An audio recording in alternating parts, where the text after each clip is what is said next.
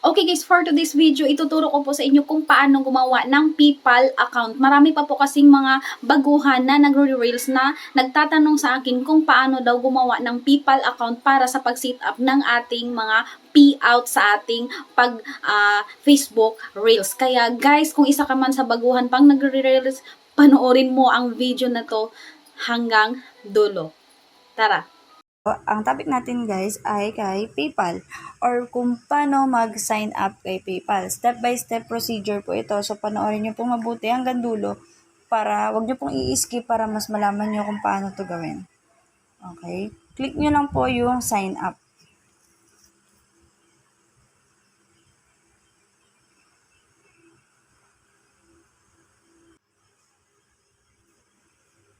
Okay, makikita nyo dyan, join PayPal today for free. Meron dyang personal account or business account.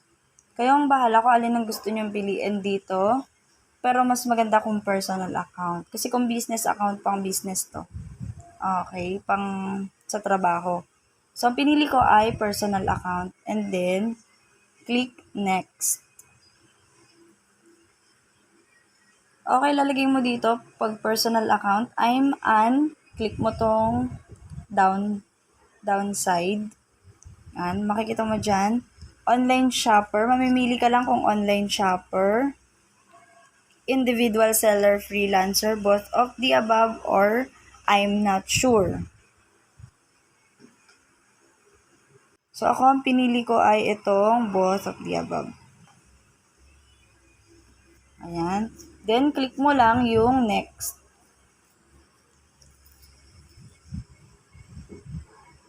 Okay, pagka-click ng next, may lalabas na security challenge. I'm a human. Click mo lang tong box. Mag-check na yon and then, ayan, ilalagay mo dito yung email mo. Syempre, email. So, itatype lang natin dito yung Gmail natin, tapos i-click natin tong next.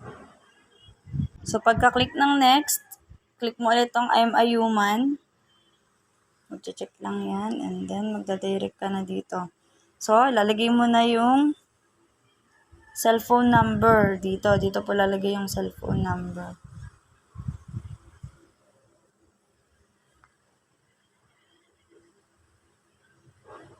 So, pagkalagay nyo ng number, then nalagay nyo na yung next, mag-send po yan ng code at i-enter nyo po dito.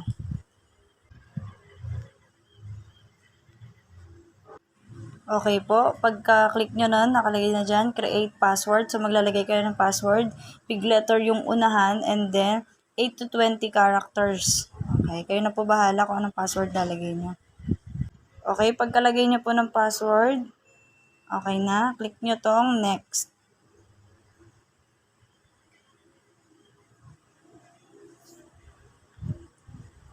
Okay, lagay nyo na yung inyong first name, middle name, and last name, then click next. Okay, wag nyo po palang kakalimutan, make sure this matches your official ID. So, dapat kung ano yung nasa ID nyo, yun din po yung pangalan na nakalagay dito sa inyong information. So, ayan, makikita nyo, additional info, nationality, syempre Philippines, type of ID. Ayan, ang pagpipilian po sa ID is passport and driver's license lang po. So, dalawa lang po yung pwede nyong gamitin na ID dito. Bawal po yung iba. Okay, driver's license lang at passport. Tapos, dito nyo lalagay yung ID number. At dito naman yung date of birth. And then, i-click nyo po itong next. So, yan. Lalagay nyo lang yung barangay or district nyo. Tapos, check nyo lang tong mga nandito. Okay, yan. Check nyo lang yan. Tapos, yung inyong barangay. Then, click agree and create account. So, after nyo yun ma-fill up, lalabas na tong what do you want to try first? Shop or send money? Pwede nyo namang i-not now. Click yung not now. Okay, pagkatapos nun, lalabas naman tong link a card. So, nasa sa inyo po kung gusto nyo mag-link ng card nyo. Opo, or later na. Okay, lalagay nyo lang dyan kung anong card yung ililink nyo. And then, click nyo lang to kung meron kayong card na ililink. Kung wala naman ay not now.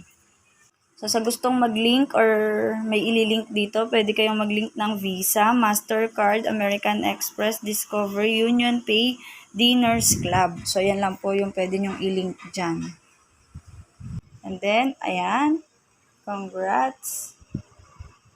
Meron na tayong account dito. Tayong account dito kay PayPal. So, dyan yung makikita yung inyong balance. Ayan. Lalo sa mga mahilig sa mga free earning application and sites, dito po papasok yung inyong, pangkaraniwan dito pumapasok yung earnings doon. Minsan GCash, pero dito talaga karaniwan sa PayPal. Okay, sana po may natutunan kayo sa video natin ngayon. Thank you very much po sa mga nanonood. At